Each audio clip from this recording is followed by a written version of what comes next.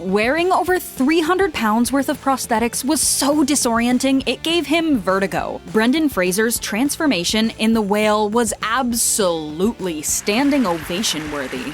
So you heard right, Brendan Fraser's prosthetics weighed up to 330 pounds. It was appropriately heavy. And if you're wondering whether that helped or hurt his performance, according to him, I grew to appreciate how strong physically and emotionally a person of that size has to be. Hey, it's cool that he was able to gain a new perspective, but strength was far from the only problem Brendan had with the prosthetics. Not only were they heavy, but ridiculously hot, too. They had to cool him down somehow, so Brendan's suit was filled with a series of tubes, pumping water through them. You can think of something sort of like what race car drivers wear. It took like a NASCAR pit crew to create Charlie. And that wasn't even enough. Actually, there were times on set where the heat would get to be so brutal for Brendan that a crew member would have to run out to buy big bags of ice to cool him down. Brendan joked that he went through 8 bags of ice a day.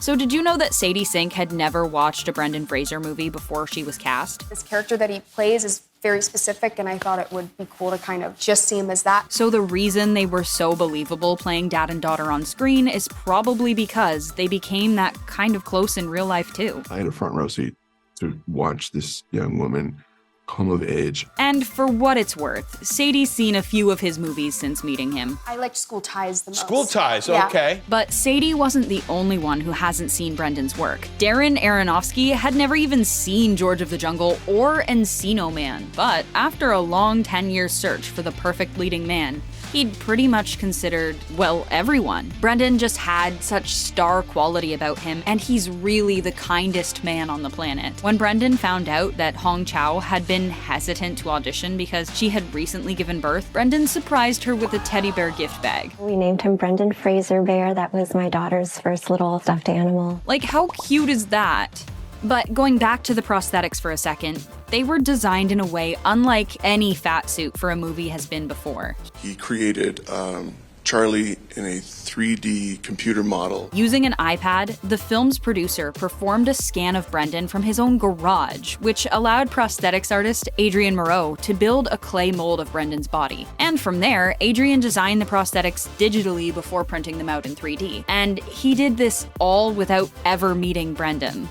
So designing the prosthetics this way gave Adrian a ton of freedom when it came to details. Like that beard, for one thing, which was actually made by gluing each individual hair down before being shaved away to create the impression of actual growth. Brendan was such a huge fan of the suit's level of detail. He thought it should be in some bougie art museum like the Tate. It was that striking to behold. Brendan was feeling like he was working hard and getting nowhere about a month into filming. So for this one scene where his character needed to apologize for past mistakes, it seemed like no matter how hard Brendan tried, he just couldn't seem to get it right. Darren Aronofsky had to call for a 5-minute break after only one take, and he called for lunch after the second. But to be fair, we'd be exhausted going through this, wouldn't you? Brendan was seriously hurting and had to step back to just keep himself together and focus on the job.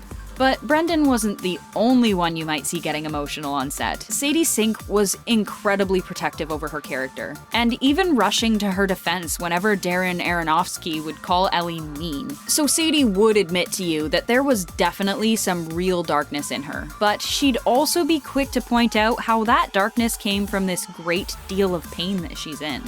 Now, whenever you see books on a movie set, they usually aren't real books. Instead, what directors will do is rent a whole bunch of prop books to be used. But in this case, Darren wasn't working with that kind of budget that would allow him to fill an English teacher's library with rented books. Luckily enough, it was the set dresser to the rescue. She brought in like a whole bunch of her own books from home. So Charlie's library was actually stocked with several pieces of classical literature.